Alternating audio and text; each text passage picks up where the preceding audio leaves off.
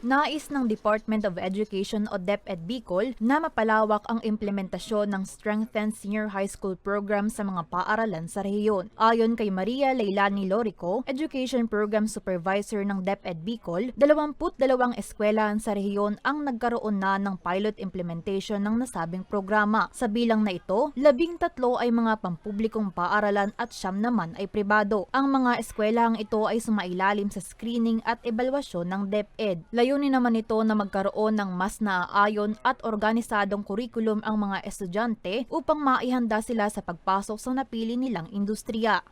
What will happen next school year? Will this be implemented? Will this be in full swing? So actually, we're still awaiting from the response of DepEd Central Office, but there were 3 options provided. We chose option 2. It's for extended pilot para mas ma-prepare at makakuha ng valuable information from the pilot implementation. At kapag naipatupad siya, comes next school year, talagang we would be ready for the Strengthened Senior High School.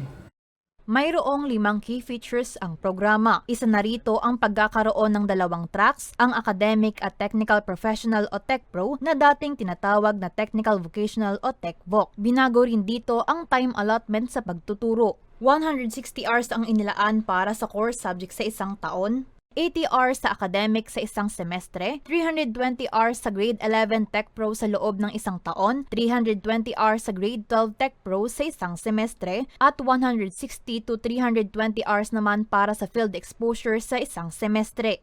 Gagawing simple at mas organized ang curriculum para mas maging epektibo ang pagtuturo nito.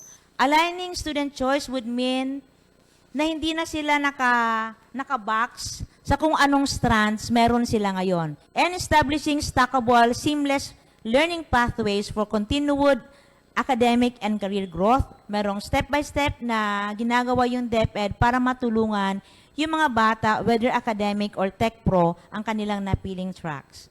Kabilang din sa mga features nito ang kalayaan ng mga mag-aaral na pumili ng mga subjects na tinatawag na doorway option. In the new curriculum, students can take up any subject from any of the clusters offered. So, ibig sabihin po lamang, may flexibility ang mga learners natin sa Strengthened Senior High School na pumili ng elective subjects maliban doon sa track na napili nila. So, that is enhancing his skills also and giving more opportunities for learning, additional learning, and for employment. Sa ngayon, sa mga grade 11 pa lamang sa mga napiling eskwelahan ito na implementa. Para sa mga balitang Tatak, Bicol, El Yanzon.